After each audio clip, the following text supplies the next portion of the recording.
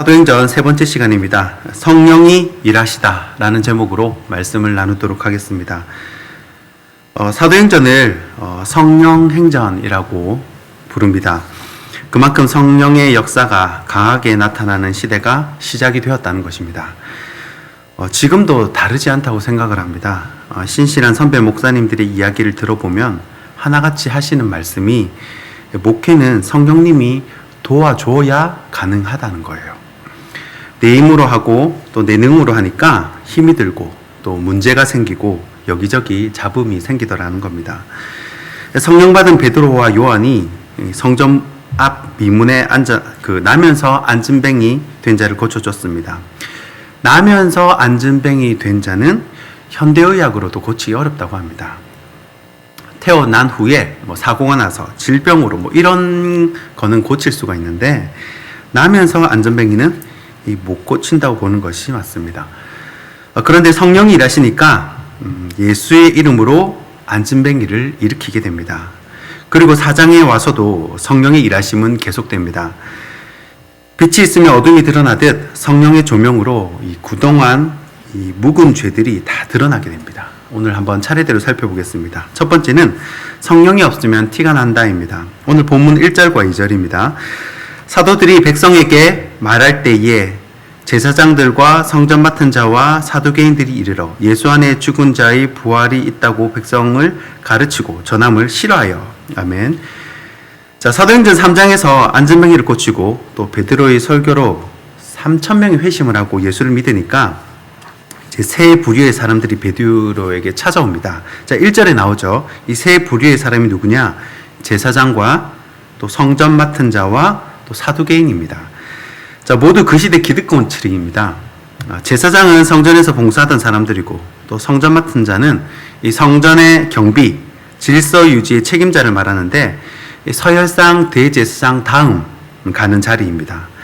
그리고 사두개인은 그 당시에 바리새파, 열심당, 에센파와 함께 유대 4대 종파 중 하나였습니다. 세가 크다는 말이에요. 그런데 그들이 왜 찾아왔겠습니까? 그들이 유지하는 기득권이 뺏길까 하는 그 염려 때문입니다. 수많은 사람들이 예루살렘 성전에 모여서 유대교를 믿고 거기서 제사 드릴 제물도 구매를 하고 또 예물도 받고 이렇게 해야 하는데 사람들의 관심이 모두 베드로하고 요한에게만 쏠려 있는 것입니다. 만약에 제사장 무리에서도 하나님의 일하심이 나타나고 또 성령의 역사가 일어났다면 백성들이 그렇게까지 동요하지는 않았을 겁니다. 사람들도 종교적인 습관에 따라서 성전에 가고 또 제사도 드리고 또 예물도 바치지만 생명이 없다는 것을 그들도 알았을 겁니다. 성령이 없으면 티가 납니다. 사람은 영적인 동물이라서 이 사람이 하나님을 인격적으로 만난 사람인지 교회를 진심으로 사랑하는 사람인지 그저 자기 밥그릇만 챙기고 자기 밥벌이만 하는 사람인지 다 압니다. 표현을 안 할 뿐이지 마음속으로는 다 평가를 하고 점수를 매기고 있더라라는 겁니다. 이 안락동에 있는 충렬사 연못에 가보면요 커다란 금붕어들이 많이 있습니다. 제 자녀들이 어릴 때 종종 데리고 갔었는데 이제 금붕어를 보고 싶으니까 금붕어를 모아야 되는데 그냥은 오지 않습니다. 금붕어를 모으는 방법이 있는데 금방 모으는 방법이 있는데 바로 먹이를 주면 됩니다. 먹이를 주면 이 금붕어들이 금방 모입니다. 그럼 아이들이 구경을 하죠. 이 사역도 마찬가지입니다. 이 성령의 역사가 있으면 은혜만 있으면 모이지 말라고 해도 모인다는 겁니다. 이 당시 제사장들은 이미 자기들은 이 사역자가 아니라 이 종교인이라는 것을 알았을 겁니다. 왜냐하면 아무리 숨기려고 해도 제사장들에게는 은혜가 없고 성령의 함께 하심이 느껴지지 않았기 때문입니다. 저와 여러분은 이 성령으로 어떻게든 성령으로 충만하시길 소원합니다. 성령 없이 그저 육신의 떡으로 만족하며 살다가 주님 앞에 딱 섰을 때 당황하는 일이 없도록 성령의 충만함으로 사역하는 저와 여러분이 되길 소원합니다. 두 번째 살필 것은 믿음도 들어야 생긴다라는 겁니다. 4절 말씀입니다. 말씀을 들은 사람 중에 믿는 자가 많으니 남자의 수가 약 5천이나 되었더라. 아멘. 자, 3장에서 베드로의 설교로 3,000명의 구원을 얻었는데 이 4장에서는 이 5,000명이나 믿는 자가 생겼습니다. 자, 일단 들어야 합니다. 하나님께서 귀를 만드신 이유는 들으라는 것입니다. 입은 하나만 만들고 귀를 2개를 만든 이유도 말하는 것보다 듣는 것을 2배로 하라는 것이죠. 이 설교자 입장에서 이 설교를 하는데 성도님들이 아멘, 아멘 이렇게 해주시고 또 고개도 끄덕끄덕 걸어 주시면 참 힘이 납니다. 그러나 사람이 말을 하고 있는데 뭐 눈을 감는다든지 뭐 핸드폰을 본다든지 다른 책을 들고 와가지고 독서를 한다면 참 힘이 빠지는 것이 사실입니다. 어느 교회 목사님이 주일 오후 예배 설교를 하는데 엄마와 이 중학생 아들이 맨 앞자리에 와가지고 앉더라는 겁니다. 그런데 처음에 열심히 설교를 듣던 그 어머니가 고개를 푹 숙이고 깊이 주무시는 겁니다.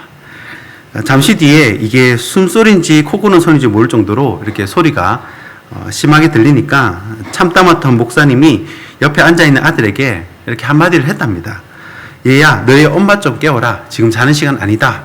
라고 그렇게 얘기를 한 겁니다. 그랬더니 이 중학생 아들이 이 총기가 넘치는 목소리로 이렇게 대답을 합니다. 아니, 잠은 목사님이 재워놓고 왜 깨우는 건 나보고 깨우라 합니까? 그랬다는 거예요. 목사님 설교가 지겨워서 잔다는 말이죠.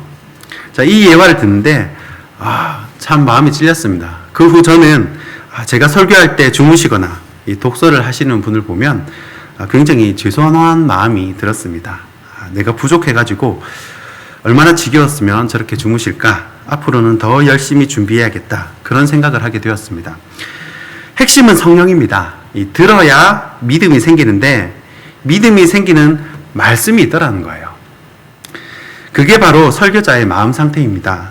설교자가 성령 충만하게 되면 이 학문 없는 범인인 베드로가 설교를 해도 역사가 일어나더라라는 겁니다.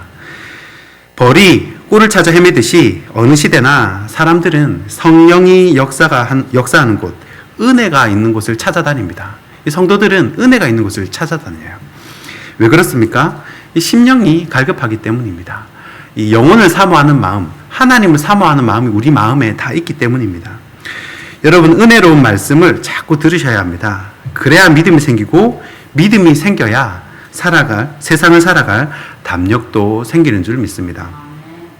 마지막 3번째는 성령은 담대하게 만든다입니다. 오늘 본문 5절부터 7절까지입니다.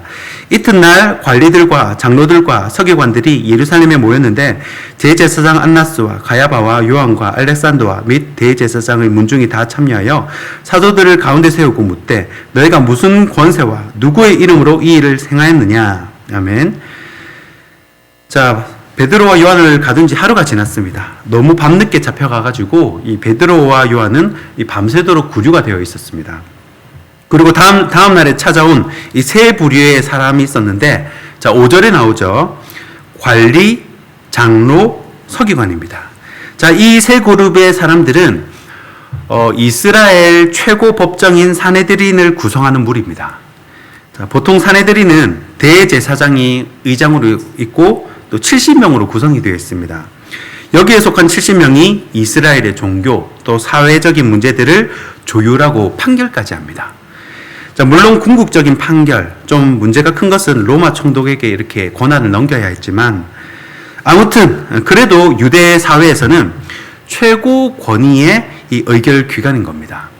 자, 그러니까 엄청나게 높으신 분들이 왔다 이 말이에요. 엄청나게 높으신 분들이. 자, 평생 물고기만 잡던 어부 출신이 이런 분들을 언제 만나봤겠습니까? 뭐 또 인원수부터가 다르죠. 베드로, 요한 둘이 다니는데 거기는 무리가 다닙니다. 위압감이 있죠. 그리고 옷 입은 것부터가 다릅니다. 이 베드로와 요한이 입은 옷과 그 사람들이 입은 옷은 딱 봐도 다르죠. 6절에 보면 사람 이름을 다 적어놨습니다. 보통 사람이 아니라는 거죠. 이 이름만 되면 그 당시에 이름만 되면 알만한 사람이라는 거예요. 그런 사람들이 베드로와 요한을 추궁하고 질문을 하는데 베드로는 하나도 떨지도 않고 8절부터 또 예수 그리스도에 대한 증언을 시작합니다. 자, 베드로는요, 랍비가 가르치는 학교에서 정상적인 교육을 받은 사람들이 아닙니다. 이 13절에 사람들이 학문 없는 범인이라고 그러죠. 오늘 읽지는 않았지만 13절에 나옵니다. 사람들이 이 사람은 제대로 이 랍비로부터 배운 사람이 아니라는 걸 알아요. 하지만 성령이 충만하면 세상 어떤 사람 앞에 있어도 담대하게 말할 수 있다는 것입니다. 누가복음 12장 11절 12절을 보시면요, 예수님께서 살아계실 때 이런 말씀을 하십니다. 사람이 너희 회당이나 위정자나 권세 있는 자 앞에 끌고 가거든 어떻게 무엇으로 대답하며 무엇으로 말할까 염려하지 말라. 마땅히 할 말을 성령이 곧 그때에 너희에게 가르치시리라 하시니라. 아멘. 자, 주위에 서 있던 성도들이 이 베드로의 담대하면서도 통쾌한 이 사이다 같은 설교를 들으면서 분명히 예수님이 살아생전 말씀하셨던 그 이야기가 떠올랐을 겁니다. 혹여나 미래가 걱정되고 불안한 사람들이 분명히 있을 겁니다. 이 자리에도 분명히 계실 줄 믿습니다. 저와 함께 성령을 구하는 기도를 하시길 바랍니다. 성령님이 함께 하시면 이 나라의 최고 권력자들 앞에서도 자신 있게 복음을 전할 수 있는 담력이 생기는 줄 믿으시기 바랍니다. 말씀을 맺겠습니다. 성령은 눈에 보이지는 않지만 성령이 임재했는지 안 했는지, 성령의 일하심, 또 성령의 역사는 우리가 분명하게 체험하고 느낄 수가 있습니다. 우리가 새벽마다, 날마다 빠지지 않고 구해야 할 것은 바로 성령 충만임을 꼭 기억하시길 바랍니다. 성령님이 각 사람 가운데 충만했을 때 우리는 세상이 감당 못한 주님의 사람이 될 줄 믿습니다. 기도하겠습니다.